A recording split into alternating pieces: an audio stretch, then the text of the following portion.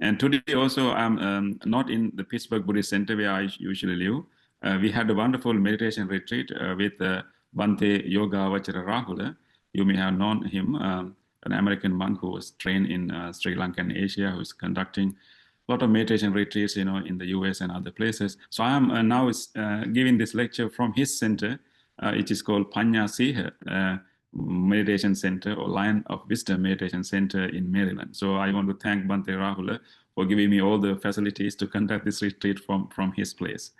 Yeah, so we will start this seminar. Before I start, I would like to explain a little bit the difference between the traditional Buddhist learning and then academic Buddhist learning. Because we know that in academic writing, academic research, we try to discover new knowledge. We try to discover something that other people haven't learned or thought about. So academic writing is about doing some research, doing some study and systematic research to discover new things. But when it comes to the Buddha Dharma, Buddha Dhamma, we know that we have nothing to discover new because Buddha had already discovered the reality of our life and the world. We just have to practice to have the same realization. So therefore, there's nothing to discover in the Buddha Dhamma. But then what we do as academic Buddhist studies, mainly in academic Buddhist studies, we focus on either Buddhist practices, the Buddhist practices that have developed through the time because Buddhism has been practicing for more than 26 centuries. So there are a lot of Buddhist practices that people do. So we focus on Buddhist practices, what Buddhist people practice, and also we focus on the different Buddhist groups, Buddhist societies, and in different historical periods, we have different groups of Buddhists doing different things. But we can also focus on Buddhist doctrines, the teachings of the Buddha, but not to add anything to the teachings of the Buddha, but because through the history, when people try to understand the teachings of the Buddha, it is possible that we may have misunderstood the teachings of the Buddha, and maybe we have given some misinterpretations of the teachings of the Buddha. So in academic Buddhist studies, what we can do is to discover any misunderstanding and discover any misinterpretation that we have done through the history, as Putujana people, and then try to read the original text, original Pali Canon, and try to correct those misunderstandings and misinterpretations. So therefore, the academic Buddhist studies mainly deal with different Buddhist practices and different Buddhist groups of people living in different areas and different places, and also even currently what kind of things that Buddhist people are doing, and also focusing on more on how we have tried to understand the Buddha's teaching, but maybe due to some Putujana nature, we have misinterpreted, we have misunderstood. So therefore, as a researcher, we can go to the original text and try to reveal those misunderstandings and try to correct them. So I just want to make that distinction, before I start the lecture. So and in academic studies, we try to be a little bit critical. So we know that in the Buddhist history, the Buddhist monks and nuns and even lay people have been very rigorous researchers. In the Buddhist tradition, there's a whole, most in the history of religions and even in the history of Asian spirituality, the Buddhist community has produced very philosophically rich treatises, books and manuscripts. So therefore, and all this, particularly when it comes to Buddhist Buddhist tradition, and although Buddhism can be seen as a religious or spiritual tradition, somehow within Buddhist tradition we have maintained more like an open and critical attitude. In many other religious traditions, you will try to be a little bit more faithful and devotional, but in the Buddhist text, while we also have a saddha, but traditionally we have also been a little bit open-minded and critical too. For example, I think we Buddhist communities are the people who actually produced the universities in a way. The most institution of systematic studies. We know that the universities like Nalanda, Vikramashila, Odantapuri, and when it comes to Sri Lanka, the Mahavihara, and all these are educational institutions which follow very rigorous studies of the Buddhist concepts and Buddhist texts. And so therefore, within Buddhist tradition, although the academic Buddhist studies is very new, academic Buddhist studies started only in around 19th century, but within the Buddhist tradition, as monks and nuns and as lay people, we have also engaged in studies and researches quite rigorous. Therefore, as Buddhist monks, we already have a tradition of scholastic, studies. But traditionally, those studies have been done in order to help our practice. The Abhidhamma, texts were, commentaries were written to understand the meditative experiences, or maybe guide meditative experiences. So I just want you to also understand that academic Buddhist studies is very new. New means it started around 19th century, using new knowledge, a new way of researching to understand the Buddhist societies, Buddhist practices, and Buddhist concepts. But as the Buddhist tradition, we also have our own critical approach to study, and even within Buddhist Buddhist communities itself, when we have different traditions like Madhyamika tradition and Yogacara tradition and Abhidhamma traditions, all these traditions were like critiquing each other and developing the Buddhist knowledge. The Madhyamika started to critique Abhidhammic explanations. And then the Yogacara text critique, Madhyamika explanation. So we kind of, critique each other, but as a way to enhance our understanding. So it was already within our Buddhist tradition. But the modern academic Buddhist studies was started by Western scholars. We don't have to strictly follow their techniques because we already had our own, method of doing research. But now, because now the modern language of the society is more like a Western academic techniques. So we can use them, and also we can also use our own traditional methods. But the important thing is that when we do academic studies, we try to be a little bit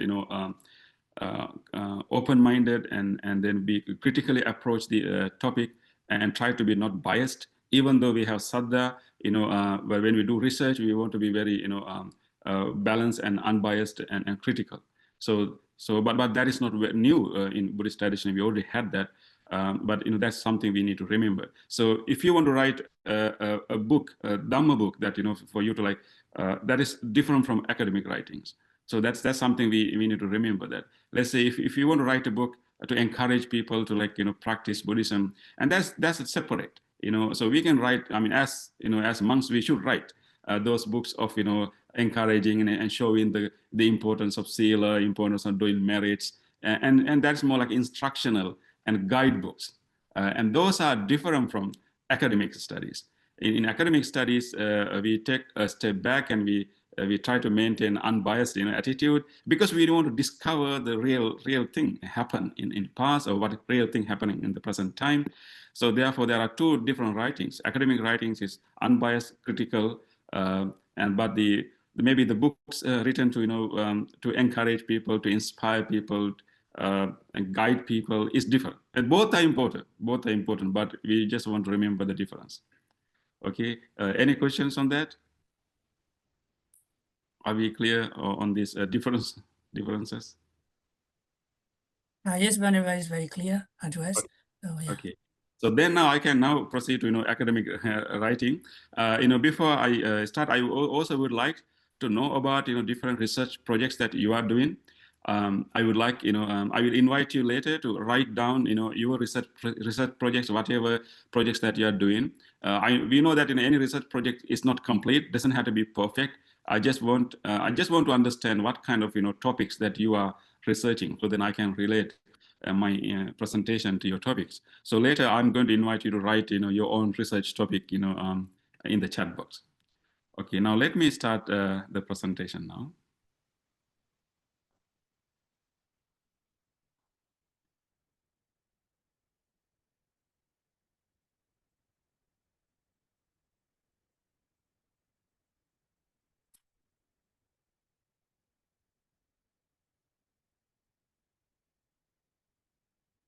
Yeah, I hope that you can see my screen now.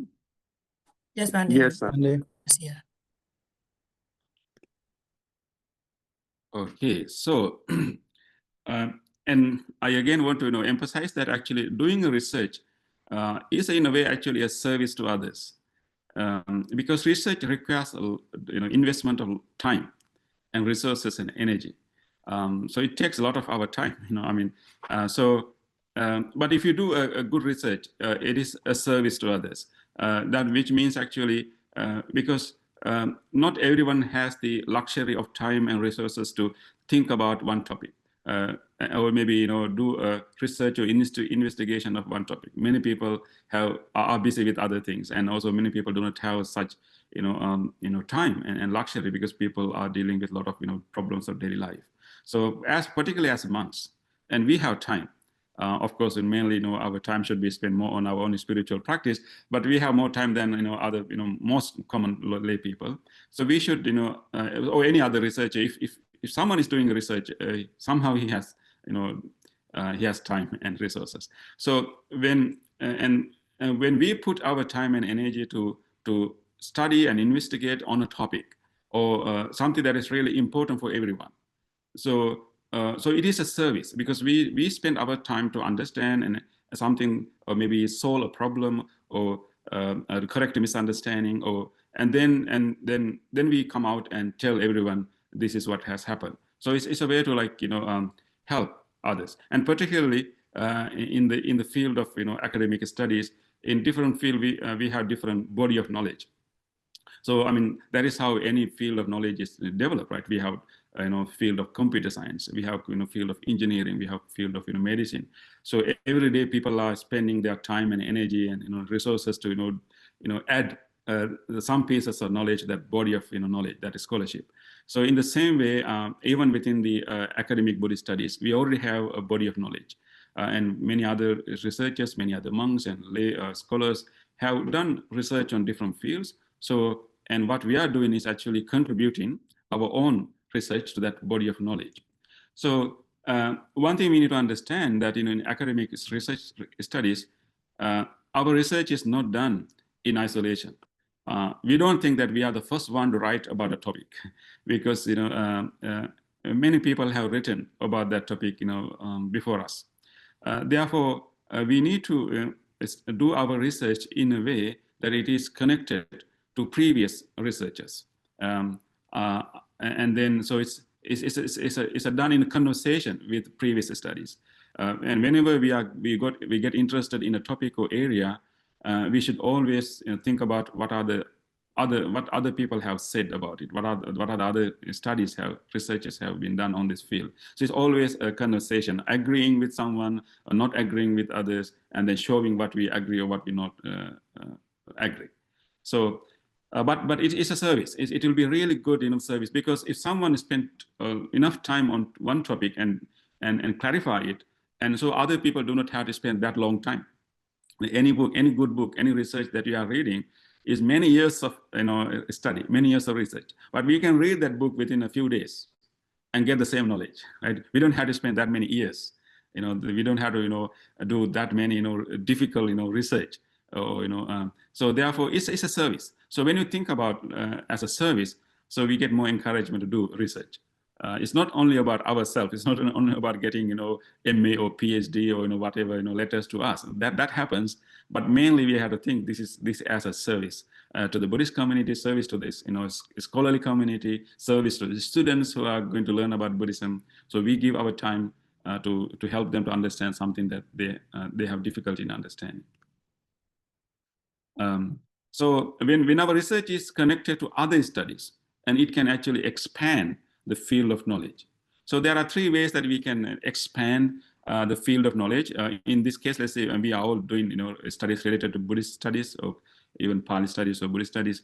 So therefore, we can contribute to the field in three different ways.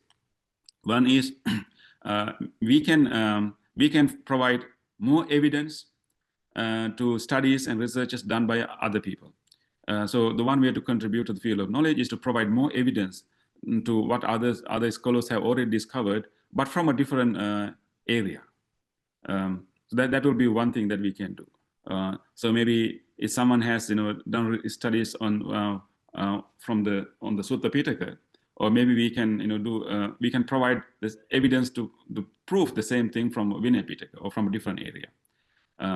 And the second one is that we can also slightly change others' discovery, showing a different set of evidence. So other people might have done research on the history. Maybe they can say that in the history, for example, I'm giving an example. There's always a symbiotic relationship between rulers and the monks. There's always a symbiotic relationship, and the rulers try to support monks, and then monks try to make rulers righteous and fair to the community. So there's always interesting connection. Maybe someone has done the research, but maybe we can slightly change those discovery by showing a different set of evidence. Maybe we can find evidence that actually sometimes rulers have also tried to control monks, like giving more many rules, or maybe try to establishing what we call katikawata. So someone can show a different set of evidence saying that there's always a symbiotic relationship, but sometimes the rulers also want to control monks. And maybe the monks also want to control rulers. So we can whatever discovery people have done it, we can slightly change it, not slightly change the knowledge, showing a different set of evidence. The third way that we can improve the scholarship is actually challenging others' discovery by giving counter evidence. And this is hard to do, and sometimes we can do. If you find it based on the research, it based on what we can find as data, as evidence. If we find enough evidence, we can challenge what other people have discovered. We can say that maybe many Western scholars have studied Burmese society in 19th and 19th century. How during 19th and early 20th century, what was the Burmese society? Many Western scholars have studied it. And there are books like, for example, one famous book is Spiro's book on Buddhism and society. And if you can find, if you can study the same time period, same society, if you can find counter evidence, what he's saying is not really accurate, and then maybe you can give the counter evidence and then challenge that discovery. So these are the three main ways. The last one is difficult to do, but first one and the second one is something that we can do. And most of research is doing either giving more evidence to what we already have discovered from a different area, or maybe slightly change what others have discovered. But occasionally we can also challenge. So you can think about in our research we don't know what we will do. It based on what we discover, what our evidence in our data. But if you can do one of these three ways, you already expand the scholarship, expand the body of knowledge. Okay. And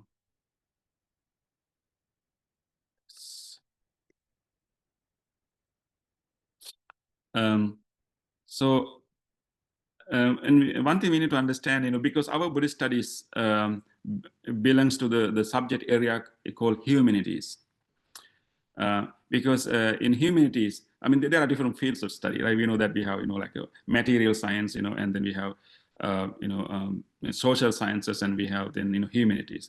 The research that we do is very different from the experiments that, that are done in scientific studies. In scientific studies, you create a situation, you experiments, and you create a lab environment, and you put things and you experiments. And even in psychology, and you try to you get people, and you introduce new technique, whatever you experiments. But mostly in humanities, in Buddhist studies, we rarely do experiments. We can do it too, but it requires a whole different methodology. But most of the time in humanities, rather than doing experiments, what we try to do is to understand how the society operates. So rather than creating an artificial situation, in humanities we try to understand the history of human behavior, and also currently how people behave and what they believe, and and their human experiences. So we try to interpret or analyze or reinterpret sometimes the already available information. So most of our research involve in analyzing or interpreting the existing information, not doing experiments. And if you want, you can do too, but it's a whole different methodology we have to use to do experiments. So in humanities, we try to try to ask questions about common assumptions. There are there are there are common assumptions about different societies, and like we can say that some people will claim that Buddhist societies are poor. Buddhist societies are poor. That can be an assumption. So, but we can ask questions about those assumptions. So that's what humanities field is doing, or maybe uncovering meaning in historical events. Like in the Buddhist history, many important events have happened. Many key people, monks, and leaders have done so many things, and we have produced different stupas, pagodas, and many buildings. Maybe we can try to understand the new meaning behind that construction of that pagoda. Why that pagoda was constructed at this time, at this location? Is there any hidden meaning in this, or any historical events? So that's what mostly humanities are doing. Or maybe finding new ways to understand cultural interactions, maybe cultural festival, and try to understand the Buddhist principles underlying these cultural festivals. So I just want you to understand the difference between natural sciences and social sciences and humanities. So we can divide the research into three fields. Natural sciences means what we are doing in engineering and medical sciences, and then social sciences means like sociology and psychology, and then humanities is philosophy, religious studies, and arts, and so our research usually belongs to that category.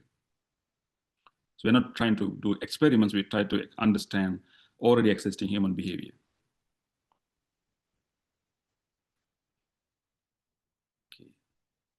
So when it comes to humanity, so we can think about like 4 different types of studies.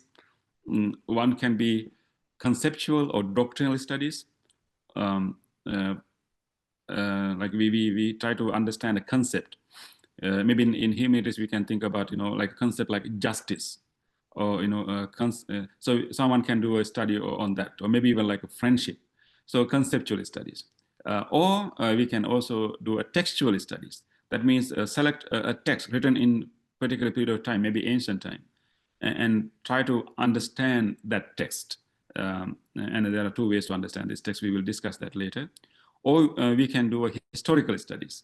That means, try to understand history, try to understand something happened some time ago, and we go back and try to find more details about that historical change, historical events, and give a new perspective, a new way to understand what happened, and how that what happened in the past is influencing our present understanding and present way of behavior. And most of the contemporary behavior, contemporary beliefs, and contemporary social structure, social institution that we are having right now is a result of historical evolution. So we can study on historical studies, or we can also study currently contemporary something happening in Buddhist societies, new trends and new practices, or and current beliefs. So we call them social and anthropological studies, and so that means you go into the Buddhist groups and Buddhist societies and try to get information, what they do, how they do, and so it's more like contemporary studies. So conceptual and doctrinal studies and textual studies are quite similar, but in conceptual studies you focus on a concept and go through all the text and also go, talk to people. But in textual studies you only focus on one text or maybe 2 texts and then focus only on that. And historical studies, you can select one particular historical period or one particular historical incident or one particular historical figure, one person or a key person who did a lot of things, and then study about it. And social and anthropological studies, we study the current contemporary society group of people. So you can think about your own research now. You can think about your own research and and to which category that your research belongs to. You can just think about that. Okay, and now I would like to talk about because most of you are doing a thesis or dissertation, so I would like to think about the different steps of writing a thesis. I'm going to explain each steps, but just have a look at this.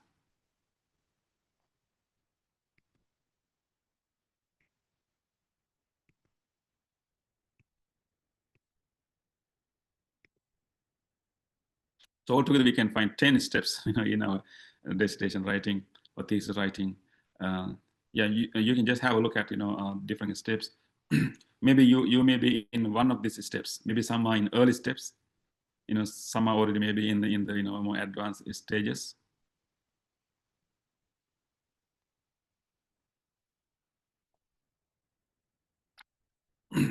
Okay, at this stage, I would like to invite you to write your topic that you are working on. What is the topic that you are working on in your research? And if you plan to do this, and maybe you may not have started, but what is the topic of interest? So I'd like you to to write in the chat box what is your topic, or what's the topic of interest, and which area that you are working on.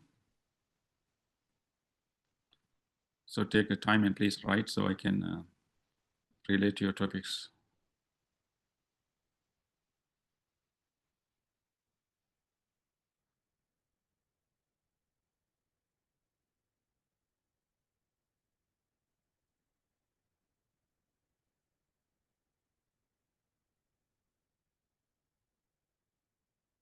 Please use the chat box. I think, yeah.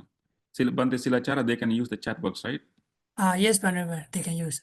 So I also like to have the student. So student, topic, yeah, doesn't have to be perfect. Just just the field. Just the field of area that you are working on, or the area of interest. Whether it is what concept, or what text, or what historical study. I mean, just the topic. Are you doing research on mindfulness, or Sila, or whatever? You just can write. There's one son, his topic, the path to liberation in Theravada and Zen traditions. That's okay. Yeah. So let them write. I don't want to read everything, but just let them write it. So I will continue my study, and then and later I will come to them later. So okay, please write your topic now while you are listening. So let me go into the other presentation because we need to finish it also. So the topic is the subject matter that we want to study and write. And so as a topic of the title, maybe you can have any topic right now. Don't worry about the correctness or the perfectness of the topic. Just write anything. But this is something that you need to remember.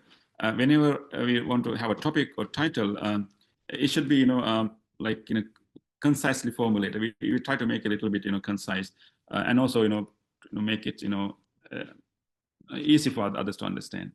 At the same time, a topic can be a little bit broader, but we have to be very mindful of making it a little bit focused and narrow, because if you when you do a research, you always have a time limitation. We cannot do research through our whole life. It has to be finished within a particular period of time. Therefore, if you have a more like a focused research or narrow topic, we can finish it within the limited period of time. If you are doing a MA or PhD, you have to do it within a few years. So it's really important to think about like narrowing it down. And then also the topic that we are talking about has to be a little bit be different from other previous studies. So it had to be new in the sense of new way of looking at things. So we cannot have a same topic with the other studies. At the same time, a topic should be as significant or maybe important or relevant to the field of studies, because that topic should be something helpful to improve or expand the previous studies. So in brief, topic should be clear, new, relatively new, not completely new, relatively new, and also researchable, means that you should be able to finish within the time period of time, and significant or relevant. So these criteria should be be in a topic. Okay, and we also have to think about intended audience and limits of resources. So thank you. I'm receiving more topics now, so it's good. I can so I can see more conceptual studies.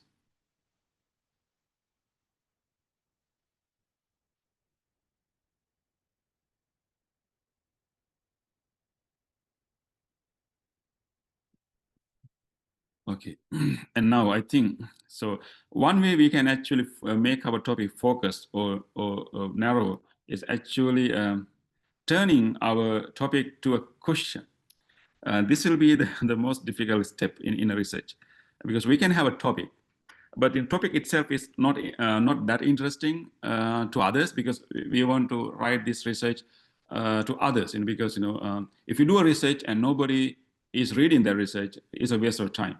we want to write something, we want to do a research that many people are interested in reading it. Many people are interested in knowing it, right? So, and if you do a research and it's only in the library, no one is reading it, what's the point? So we want to, so in order to make it more interesting, we had to convert our topic into a question and also to be useful.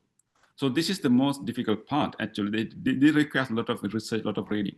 So when a thesis is written as a way to answering an important question, it becomes very useful to many scholars and many students. So therefore, that is something we have to think about. The topic is a little bit broader, but then when you transform it to a question, and it becomes very focused, very interesting, and doable within a short period of time. And it is how we can enhance the scholarship. So every topic should have an underlying research question. We can have a topic, but underlying, we have to have a question. So for example, I'm going to, so research question can guide us to do research more systematically. If you don't have a research question, only have a topic, we will explore all kinds of things. So it's no limit, and we will waste a lot of our time also. So if you have a research question, it's really helpful to a student, to the researcher also, because he can decide where to research, when to stop also. So having research question makes our research very systematic and very focused.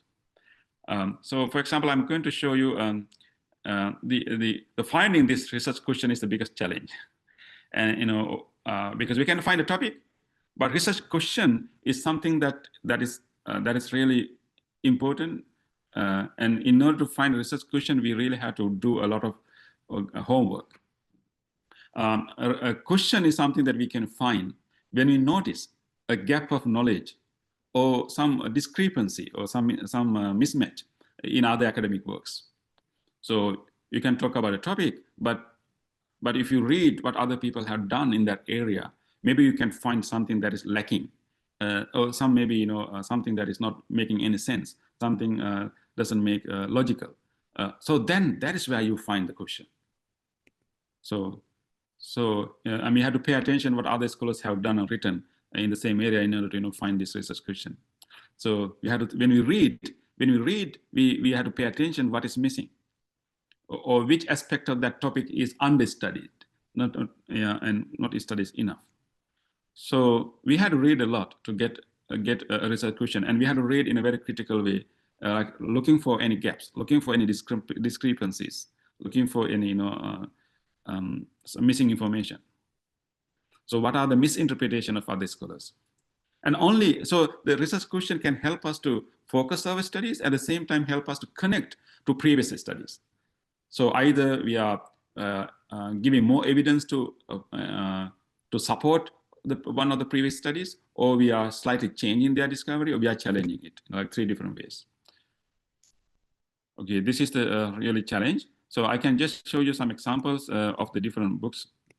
So standard, research questions can be like who, what, when, or how and why. For example, so this can be one topic: revival of Buddhism during colonial period. This will be one topic, for example. I'm just giving an example: revival of Buddhism during colonial period. We know that in many Asian countries, the Buddhism was revived actually by Buddhist leaders during colonial period. So this could be one topic, but topic itself is not enough. It's not we have to have a question.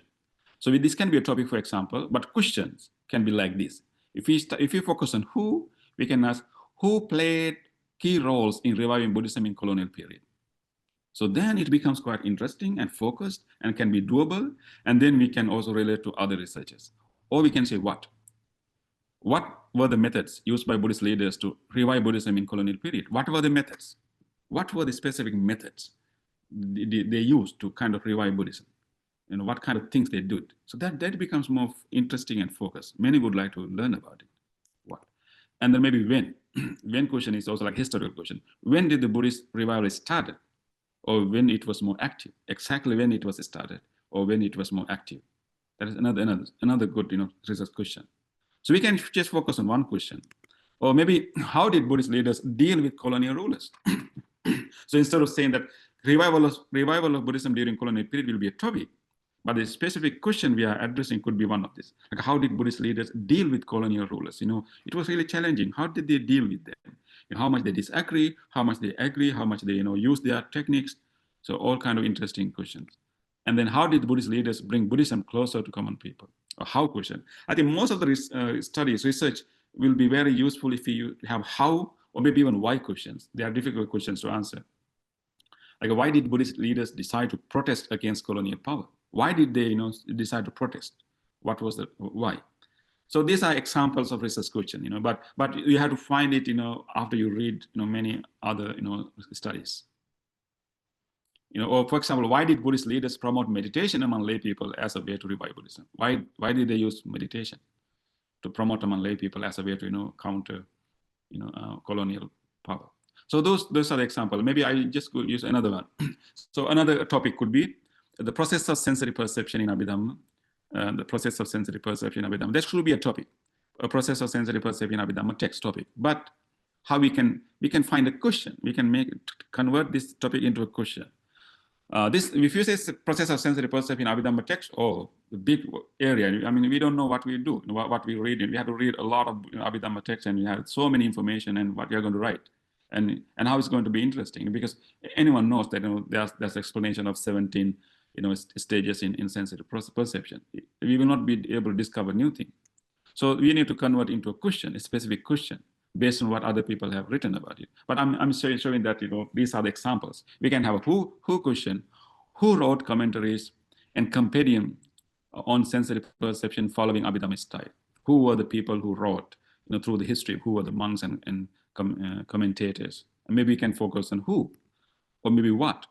What are the special technologies? What are the special terminologies used in Abhidhamma text to explain the sensory process? What are the special terminologies? What are the special terms, Pali terms used in the Abhidhamma text to explain this process? Maybe you can focus on that. That will be more interesting and more focused. Or maybe how is the Abhidhamma analysis similar to and different from Sutta analysis of the sensory perception? This will be another interesting study, how the difference and similarity between Abhidhamma analysis and Sutta analysis of the sensory perception. Why was a more detailed analysis of sensory process introduced in the Abhidhamma? We know that in Suttas we find analysis of the sensory process, how we like sensory process, but in Abhidhamma we have more detail. We have all the 17 steps. Why such a detailed analysis was presented in Abhidhamma? That's a difficult question to answer, but I'm just showing an example of. So I can see some of many topics that you have written. So they are really interesting topics, but you have to think about how you can convert this into a question. I mean, I will come to your topics later. Maybe I have to finish it quickly. So this is so every good research book has an underlying research question that is interesting and that is relevant and that is significant to the field. So I'm just giving you some examples. For example, here, The Birth of Insight is a recent book, written on Myanmar by Eric Brown, a professor here in the US. And so the topic is the birth of insight, it doesn't, or maybe insight, Vipassana, the revival of Vipassana meditation. Revival of Vipassana meditation, that may be the topic. But actually, a specific question that he tried to answer in this book is how the Vipassana meditation became a dominant and popular practice in modern Buddhism. This is the question that this book is trying to answer. How the Vipassana meditation practice became a dominant and popular in modern Buddhism. Because if you think about pre-modern Buddhism in medieval period, there were meditating monks, but the Vipassana meditation was mainly something that mainly monks did that. And even not every monk, but the Aranya monk, what we call Duthang, the monks in the forest tradition, Aranyaka monks. But this became a popular and dominant practice in modern Buddhism, and how it like among even lay people. So how it happened? So that is the question that this author is trying to answer. So I'm just showing that he's showing that this became a dominant tradition because of the lady Sayadaw, and he started to promote Abhidhamma studies and simplified Vipassana meditation among lay people as a way to protect Buddha Sasana during colonial period. But anyway, so these are the examples, and this is another book called Buddhist Cosmology. It's based on the Burmese text, but all the topic is Buddhist cosmology. The research question is, what were the Theravada Buddhist beliefs on nature and the structure of the cosmos in the 19th century? In the 19th century, how the Buddhists saw the world, the nature and the structure of the cosmos. And that was the question that's tried to, and this book tried to answer. So it is answer to this question. So in the same way, for example, this book by Bhikkhu Analayo, Mindfulness in Early Buddhism. That's the topic, mindfulness in early Buddhism. But all the topic is that this book is trying to answer these questions. Actually, it's not only one question, because this is not a thesis, this is a book, a normal book. But he tried to answer these questions. How does mindfulness relate to memory and to the practice of recollection? And what are the different benefits associated with mindfulness in early discourses? And for example, today we discuss about how mindfulness is beneficial to changes in the brain, how it is beneficial to reduce stress. Those are the modern discussion. But what was the benefits of mindfulness in early discourses? So he's trying to answer that. And how does mindfulness relate to other aspects of early Buddhist, the early part of Buddhist practice? So I'm just showing that all important books have a research question they try to answer. So that's what we had to do in our own research. Okay. I think I would like to go to the other topics, but I know that right now Bante Silachara, how many more times we have? You can take Bante. We still have a time. You can. Okay. Yeah. Okay.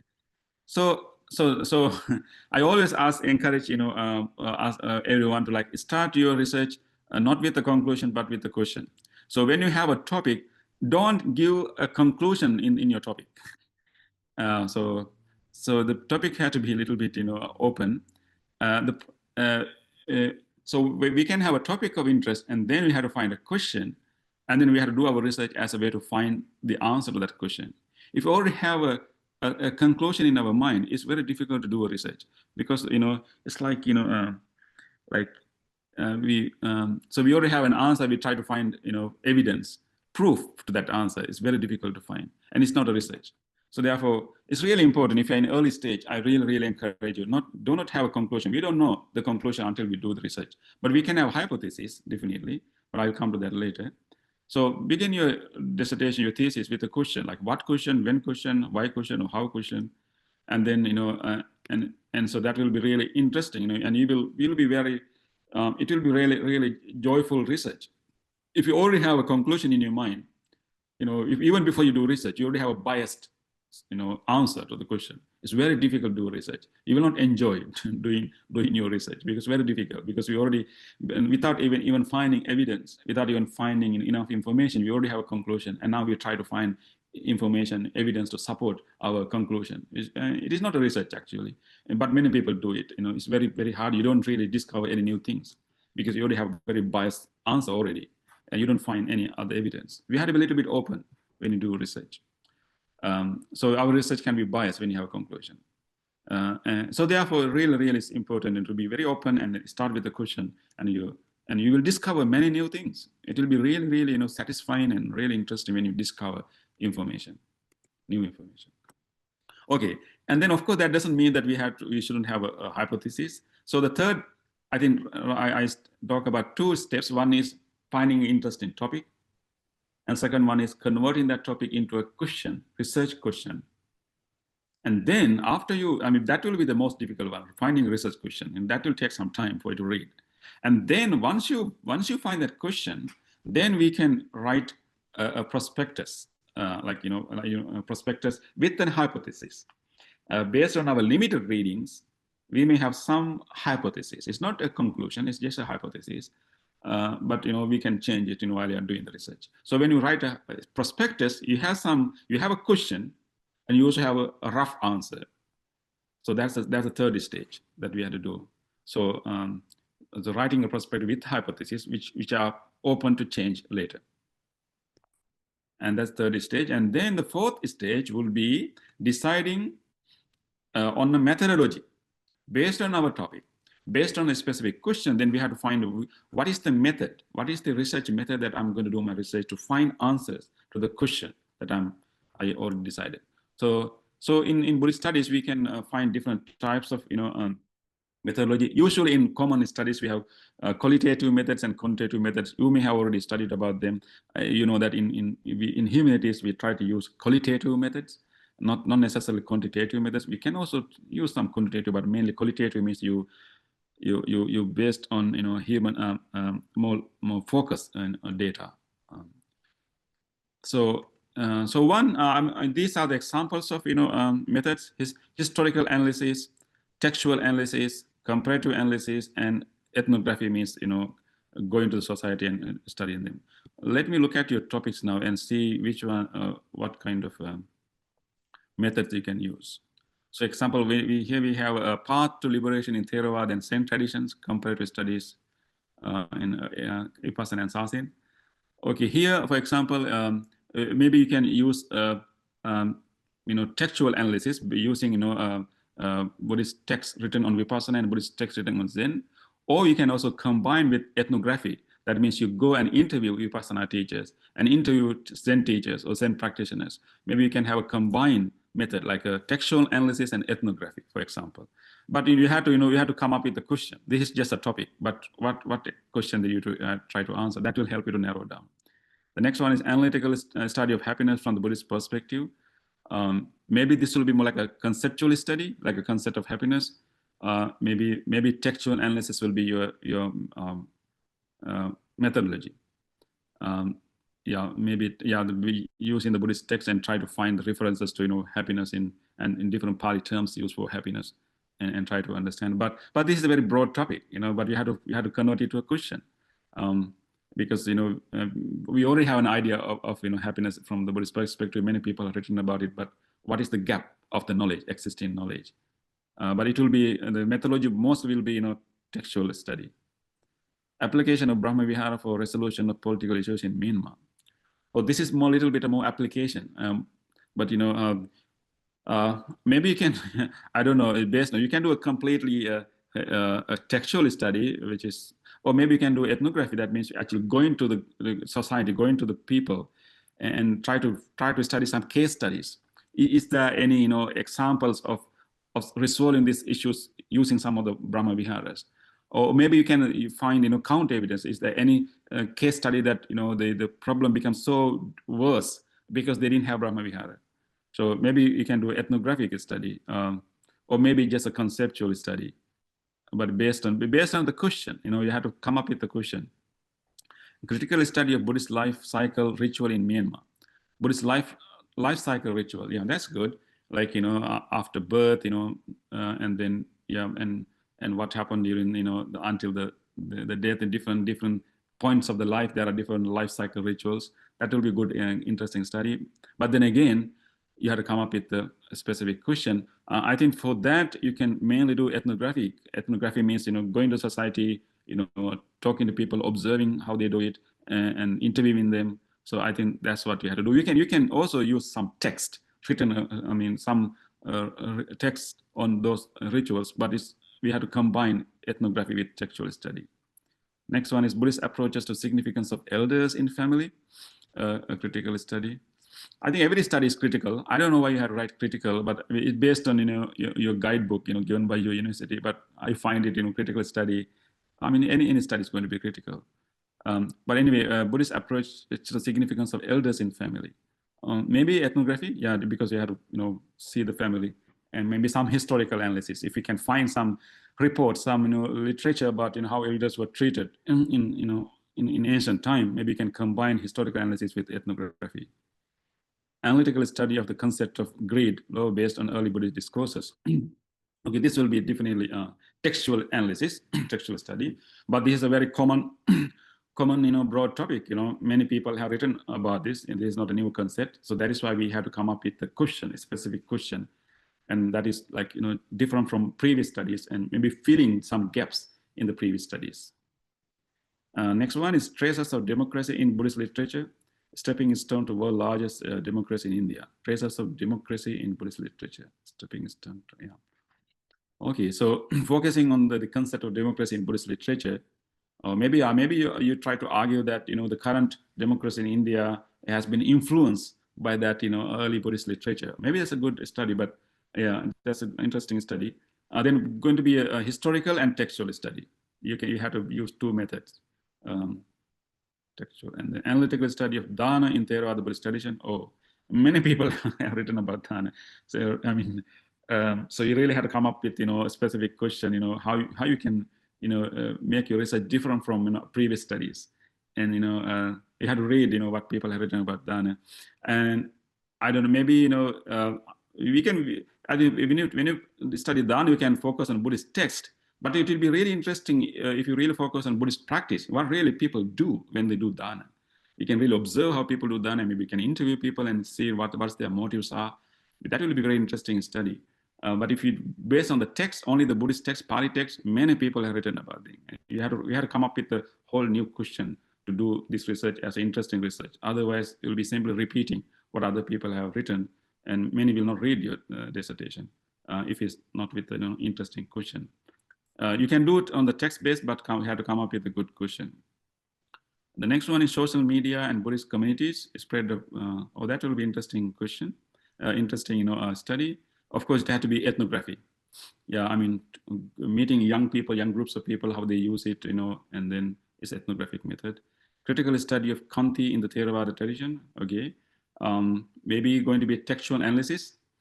But again, like Dana, this has been studied. Previously you had to come up with a really new question, how you can make it to an interesting question. Maybe textual analysis. If you can do a ethnographic analysis, that'll be interesting. But maybe textual analysis. Okay, next one, critical study of knowledge and conduct with special reference to the Pitaka. Vidyacharana. Recently, there was a dissertation written on this concept in Sinhala language. Maybe you had to get someone to read that and get some translation, because we'll be, so it will be definitely textual analysis, reading the text and giving a new perspective. But again, just we have to come up with some question. That is the interesting part in the research. And already, there was a dissertation on this topic. You have to be careful not to do the same thing. It's a waste of your time if you come up with the same information, same conclusion. So already someone else has done before you. There was a dissertation written on this topic just a few years ago. And next one is psychotherapeutic value in the Abhidhamma Sangha and analytical study. The psychotherapeutic value. Okay, so the therapeutic value in Abhidhamma Sangha. Okay, that will be a textual analysis. Yeah. But again, think about come up with a good question. Next, an analytical study of right livelihood to lay people. Okay. I think we can decide. You can just read the text and just say, this had to this, or maybe you just talk to people and you see how they try to make their livelihood right. Maybe mostly textual analysis. But if you really want to make it interesting, you have to come up with a good question. Okay, I'm trying to finish it. But analytical study of the concept of Mara in Burmese Theravada Buddhism. Okay, good. This will be a textual analysis. Again, come up with a question. You have to read, both Pali and Burmese text and how the Mara is being viewed in those texts. It's a textual analysis. Satipatthana practice on secular development and integrated reference to Mahasi tradition. So maybe this is this Satipatthana practice on secular development. Okay, it is not very much clear, but maybe you can do a textual and ethnography combined method. Analytical study of Chivara from Theravada perspective. Okay, Chivara about the robe. Okay, this has to go to textual analysis and studying even the Vinaya texts and Vinaya commentaries of how the Chivara is formed. Or you can also do some little bit ethnography, how the Chivara is made in the modern time. But it is based on the specific question that you are going to decide. So these are the the different methods. I have this. Okay, we have another one.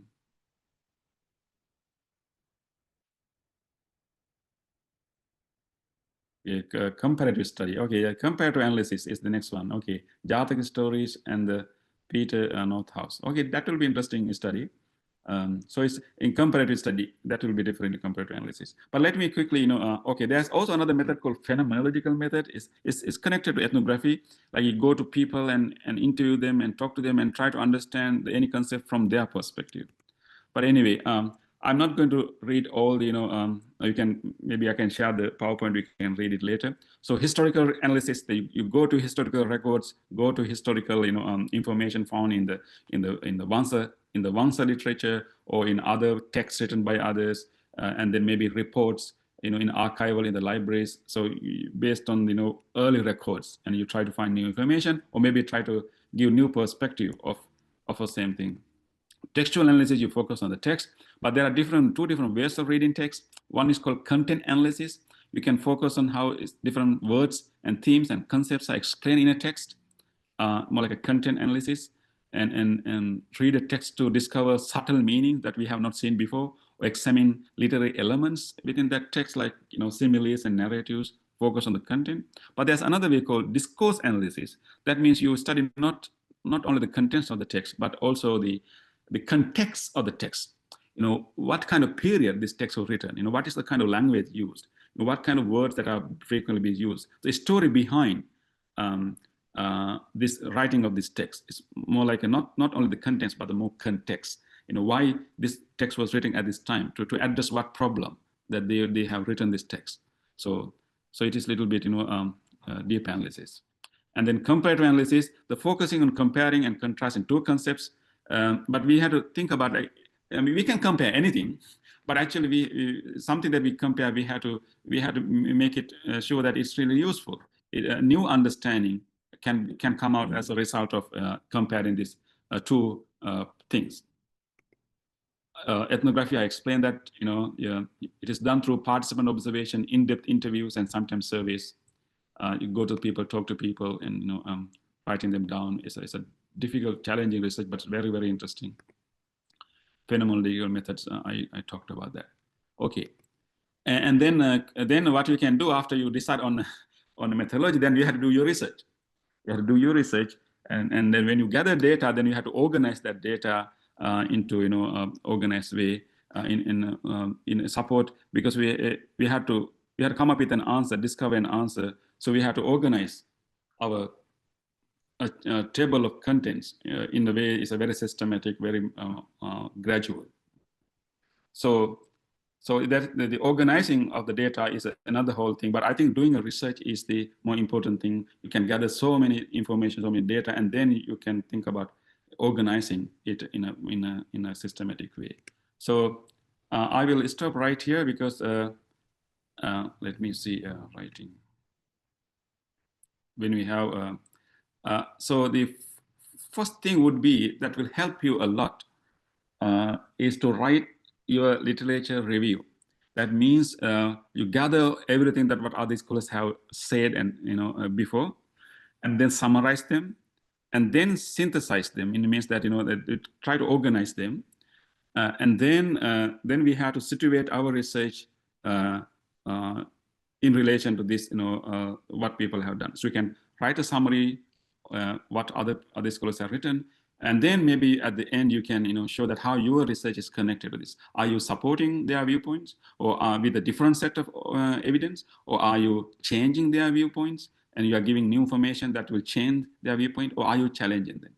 So I think writing the literature review is the biggest thing, and that can help us a lot to make research really important and valuable. And then after that, writing the chapters, but I'll come to that later after our question and answer session. Okay, Bante, I think we can now open for questions, because I don't want to take all the time to talk.